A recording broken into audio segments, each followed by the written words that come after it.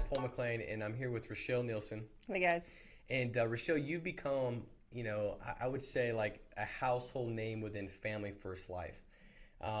Meaning that like what you've done and like overcome and what, the changes that have been made in the last 14 months have been significant. Like where you came from to what you've accomplished is pretty inspiring. You know what I mean? And like, I just feel like it'd be great to hear your story. I mean, for one, I've heard it before and I enjoy it. And I just want to, let everybody kind of in on what the last 14 months have looked like for you, what you've done with Family First Life, and how it's impacted your family financially. So if you kind of give us some of that. Yeah. I mean, I often I look back. I'm big on like the reflection now, especially as like the years come by, the years coming in, and you get those memories on Facebook, and you're like, holy smokes! Like a year ago today, this is where I was at. Well, I'm thinking 15 months ago today, I didn't have anything.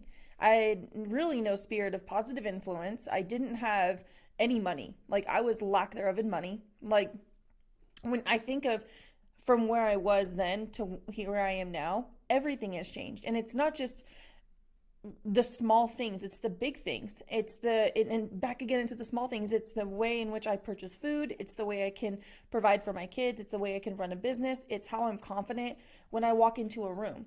And those are the big steps that have gained me from like where I was 15 months ago as to where I am now.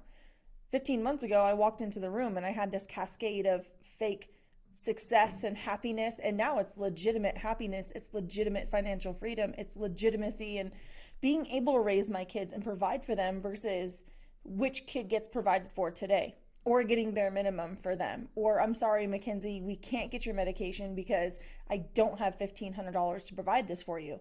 It's literally I can do anything for anybody anytime, not saying I'm massive amounts of financial freedom, but the thing is it's not there anymore. I can make sure that my life is stable and my life just continues to grow every day just based upon putting my foot in the right step here at Family First Life and following what was the right thing to do. And that was call your leads, book your appointments, run your business, hire people, be successful.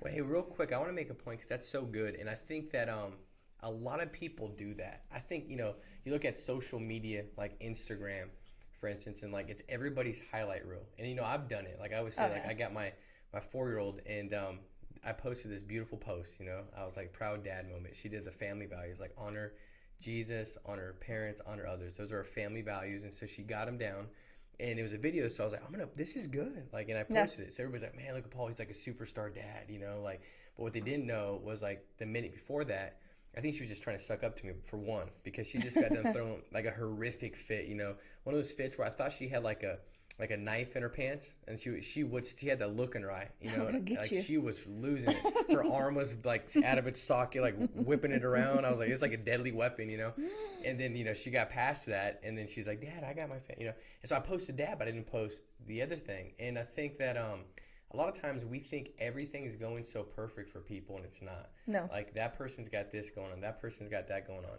Now, I think when it comes to posting, I think that's terrible, because at the end of the day, you start comparing your behind the scenes life, like what you got going on, Yep. to highlight reels, and it makes you feel inadequate, insufficient, and it really keeps you from wanting to be motivated to do anything, because it's just like, I'm not good enough.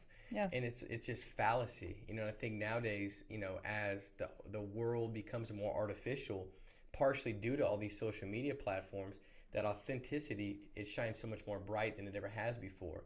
And for you, as you got started in the business, like I didn't know how bad it was, Nope. which was good, because that just said that you weren't going to play a victim situation. Like you didn't like let me in on it, because Nope. like what you said, it wasn't like my burden to bear. Like you were going to figure it out, and you knew how I could be a valuable part for you, which was simply like, being there for you, giving you a game plan, guiding, directing. Yeah. But you were going to figure it out, and you did. And so coming on board, you did look like, it wasn't as bad as it was. No, not at all. I figured it out after the fact, but you just went to work. If you could kind of talk about like what it looked like prior to FFL a little bit, and then I want to get into now what it looks like a little bit as well. Financially and morally, my life was shattered. Like it really did. I was going through a divorce. My ex-husband left, and I mean, as much as I can say he's a good dad, it was the fact that he took all the money, took everything, and I was there by myself with 3 kids. And there was times where my kids like barely got enough to go to bed at night for dinner. And I couldn't get my kids clothes. My son was a wrestler and I couldn't afford to take him to any tournaments. And I never told his coaches, I never asked for help because one, it wasn't their burden to bear, but I don't need somebody judging me for my situation because I've always provided for my kids, no matter what it took. And to my daughter, we were talking, she was packing her lunch the other day, and she goes, I was like, Peanut, do you remember when your lunch was a handful of Captain Crunch and saltine crackers?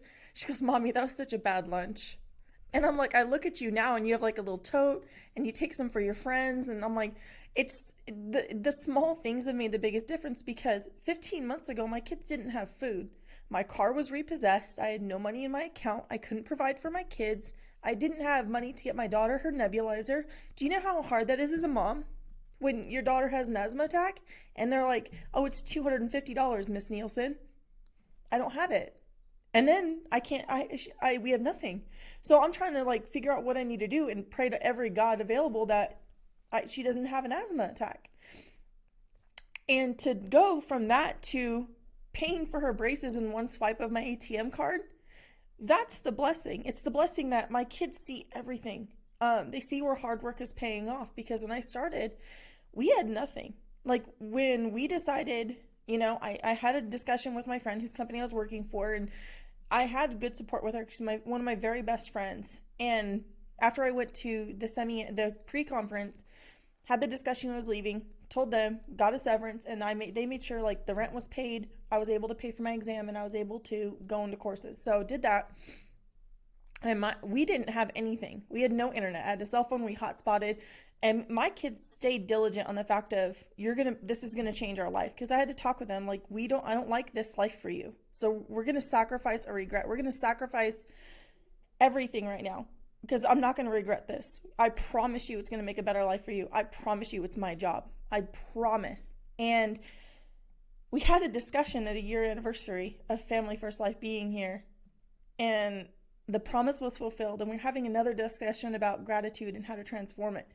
To know that all 4 of us kept up with our promise it's unspeakable in the feeling that it gave me to have my kids go from a house that was mold infested, no heater, I had like no utilities were ever paid, to having a beautiful 3,000 square foot brand new home with my beautiful brand new car.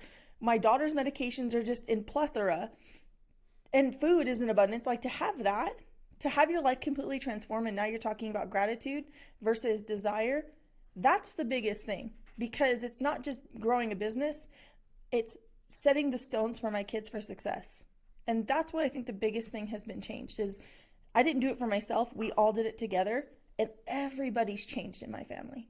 And those people who didn't support me coming on or didn't know my burden, once they found out and they still held their judgment, are now like, holy smokes. Like doing that has totally changed your life. And I see where you're at, and you are a different person because I don't go into the room and I wait for judgment based upon anybody finding out my situation. I'm proud of where I am, and I'm proud of where I've come, and I'm proud of what I represent.